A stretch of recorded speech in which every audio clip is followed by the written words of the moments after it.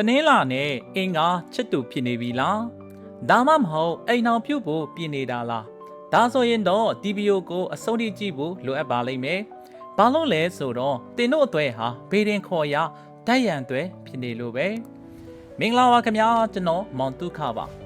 ဒီနေ့မှာတော့အမေးများဆုံးဖြစ်တဲ့တနင်္လာသားသမီးနဲ့အင်္ဂါသားသမီးတို့ပေါင်းဖက်ရင်ဘယ်လိုကံကြမ္မာမျိုးတွေကြုံတွေ့မလဲဆိုတာကိုမဟာဘုတ်ဗေဒင်ပညာနဲ့သဘောတရားတွေကိုကျွန်တော်အသေးစိတ်လေးဟောကြားပြီးတော့မှာဖြစ်ပါတယ်။တနင်္လာနဲ့အင်္ဂါသွဲဟာမြန်မာဗေဒင်ခေါ်ရဓာတ်ရံသွဲတွေဖြစ်ပါတယ်။ဓာတ်ရံဆိုတာနဲ့ကြောက်စရာကြီးလို့မထင်လိုက်ပါနဲ့အောင်။လောကမှာမီးနဲ့ရေဟာရံဘက်ဆိုပေမဲ့စနစ်တကျအသုံးချတတ်ရင်အင်ဂျင်ဆက်တွေလိုမျိုးလဲပတ်တဲ့စွမ်းအင်တွေရလာမှာဖြစ်ပါတယ်။ဒီသွဲဟာလည်းတယောက်ကိုတယောက်နားလည်မှုနဲ့ထိန်းချောင်းနိုင်ရင်ထူးခြားတဲ့အောင်မြင်မှုတွေရပါလိမ့်မယ်။ကဲဒါပေမဲ့တဘာဝတရားအရာရှိနေတဲ့အဟန့်သားတွေကိုတော့ကြိုတင်သိထားဖို့လိုအပ်ပါတယ်။စိတ်နေစိတ်ထားနဲ့အချစ်ရည်တင်းလာသားမီးတွေဟာရေဓာတ်ဖြစ်ပြီးနူးညံ့ပါတယ်။စိတ်ကူးရင်ဆန်နဲ့စိတ်ဆက်သက်ပါတယ်။အင်္ဂါသားမီးကတော့မိဓာတ်ဖြစ်ပြီးပြတ်သားပါတယ်။စိတ်မြန်တဲ့ဒေါသကြီးတတ်ပါတယ်။အချစ်ရည်မှာဆက်ဆချင်းမှာတော့တယောက်နဲ့တယောက်ဆွဲဆောင်မှုအပြည့်နဲ့ရှိကြပါတယ်ဒါပေမဲ့ကြာလာတဲ့အခါအင်္ဂါရဲ့ပွေ့လေးနဲ့စကလုံးတွေကတင်းနှင်းလာရဲ့နူးညံ့တဲ့စိတ်ကိုထိခိုက်စေတတ်ပါတယ်။ဓာတ်ရံသဘောရာတယောက်ကိုတယောက်အကောင်းမြင်ဖို့ထက်အပြစ်ရှာဖို့ဝါနာပါနေတတ်ပါတယ်။အသေးမွားကိစ္စလေးကနေအပြန်လန်းဆွဆွဲကြရက်တာမျိုးတွေခဏခဏဖြစ်တတ်ပါတယ်။အိမ်အောင်ရင်းနဲ့အခက်ခဲများ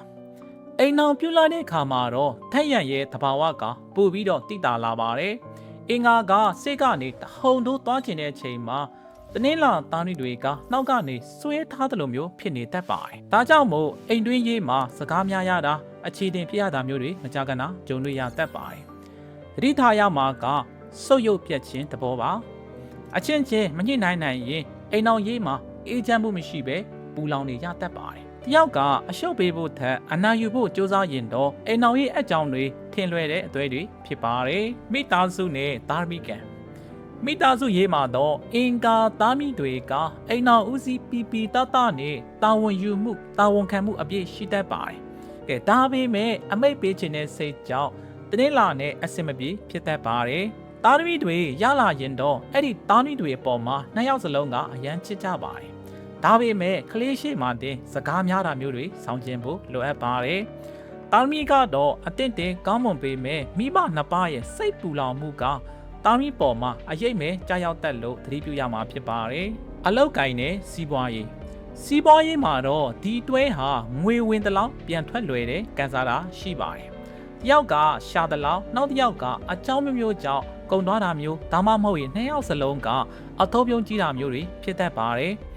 ဓာတ်ရံတွေဖြစ်လို့အတူတူစက်တူလုပ်ငန်းလုပ်ရင်အပြည့်စီများတတ်ပါတယ်။အလုပ်ထဲမှာလည်းအမြင်မတူတာတွေကြောင့်လုပ်ငန်းတိုးတက်မှုကနှေးကွေးတတ်ပါတယ်။စီးပွားရေးမှာဆုံးရှုံးမှုတွေကြုံတွေ့ရတတ်လို့ငွေကြေးကိစ္စနဲ့ပတ်သက်လာပြီးဆိုရင်တယောက်တည်းကိုင်းတွေ့တာမဟုတ်ပဲနဲ့နှစ်ယောက်သဘောတူညီချက်နဲ့တေချာစီမံခန့်ခွဲဖို့လိုအပ်ပါတယ်။ကျန်းမာရေးပိုင်းမှာတော့တင်းလာသားသမီးတွေကအစာအိမ်နဲ့လီယောဂအာယုံကြောဆိုင်ရာဝေဒနာတွေဖြစ်လွယ်ပါတယ်။အင်္ဂါသားသမီးတွေကတော့သွေးတိုးနဲ့အပူကန်နဲ့ဝေဒနာတွေသတိထားရမှာဖြစ်ပါတယ်။အရေးကြီးတာကနှစ်ယောက်စလုံးစိတ်ဖိစီးမှုကြောင့်ဖြစ်တတ်တဲ့ဝေဒနာတွေကိုအဓိကဂရုစိုက်ရမှာဖြစ်ပါတယ်။ဓာတ်ရံသွဲများဤသတိပေးချက်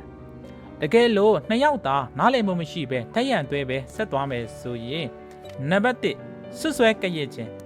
မဟုတ်မမှန်တဲ့ကိစ္စတွေနဲ့တယောက်ကိုတယောက်တန်တရားဝင်ပြီးဆွဆွဲတာမျိုးတွေဖြစ်ပါလိမ့်မယ်။နံပါတ်2ဆုံးရှုံးပျက်စီးခြင်း။အိုးအိမ်စီးစိမ်ဥစ္စာတွေအကြောင်းမဲ့ညှက်ပြင်းလာပြီးစီးပွားရေးတွေကျဆင်းလာပါလိမ့်မယ်။နံပါတ်3ခွဲခွာနေရခြင်း။စကားများလုံးတဲ့အတွက်စိတ်ကုန်ပြီးခဏခဏဖြစ်စေအပီးပိုင်ဖြစ်စေခွဲခွာရတဲ့အထိဖြစ်သွားတတ်ပါတယ်။ရေတရားနဲ့အကြံပြုချက်အခက်ခဲတွေကိုဘယ်လိုကြော်ဖြတ်မှာလဲ။တက်ရန်ကိုထပ်ဖို့ဖြစ်ဖို့အတွက်အောက်ပါရေတရားနဲ့အပြုမှုကိုလှုပ်ဆောင်ဖို့အကြံပြုချင်ပါတယ်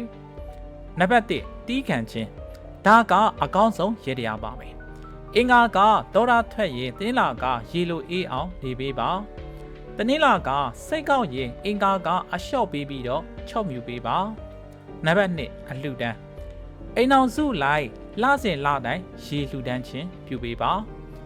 တောက်တော်ရေကက်လူချင်းရေကုတို့ပြုခြင်းကိုပြုလုပ်ပေးပါရေဟာမိကိုငြိမ်းချမ်းစေတဲ့အပြင်တနင်္လာရဲ့ဓာတ်လည်းဖြစ်လို့အေးမြမှုကိုပို့ပြီးတော့ပေးပါလိမ့်မယ်ဖះမှာရတရားပြုခြင်းတနင်္ဂနွေနေ့တိုင်းမှာအုံနီးပါတဲ့မုတ်ဒါမှမဟုတ်ရင်အုံတို့ခောက်ဆွဲကိုဖះမှာကက်လူပြီးတော့မိသားစုအားလုံးအေးချမ်းပါစေကြောင်းဆုတောင်းပါအင်္ဂါနဲ့တနင်္လာကြားမှာတနင်္ဂနွေကိုထပ်ပေါ်ခြင်းဖြစ်ပါတယ်နေအိမ်မှာရတရားပြုခြင်းအိမ်ရဲ့အရှိတောင်ရက်မှာပန်းအိုးအမြဲတင်ထားပါအဖြူရောင်ဒါမှမဟုတ်ရင်အဝါရောင်ပန်းကိုထိုးခြင်းဖြင့်အစိုးတွေကိုပြေပြောက်စေပါလိမ့်မယ်တနင်္လာနဲ့အင်္ဂါတွဲဟာထက်ရန်ကြလို့ခက်ခဲမှုတွေရှိနိုင်ပေမဲ့တယောက်ရဲ့အားနည်းချက်ကိုတယောက်ကဖြစ်စီပေးမယ်အပြောဆိုစင်ကြင်မဲ့ဆိုရင်တော့ခက်ခဲပေမဲ့အနှစ်သာရရှိတဲ့ဘဝခီးကိုရှောက်လန်းနိုင်မှာဖြစ်ပါတယ်ခုနှစ်ရက်တာရီများအပေါင်းစိတ်ချမ်းသာခြင်းကိုယ်ကျမ်းမာခြင်းနဲ့ပြည့်စုံကြပါစေလို့ကျွန်တော်မောင်ဒုက္ခကဆုမွန်ကောင်းတောင်းပေးပါရခင်ဗျာနောက်ထပ်ဘယ်လိုနေ့နံအသွဲတွေကိုသိချင်တယ်လဲကွန်မန့်မှာမှတ်လာခဲ့ပေးပါကျွန်တော်မောင်ဒုက္ခကအသေးစိတ်လေးဟောကြားပေးတော့မှာဖြစ်ပါတယ်အားလုံးပဲကံကောင်းလက်ဆွင်ကြပါစေခင်ဗျာ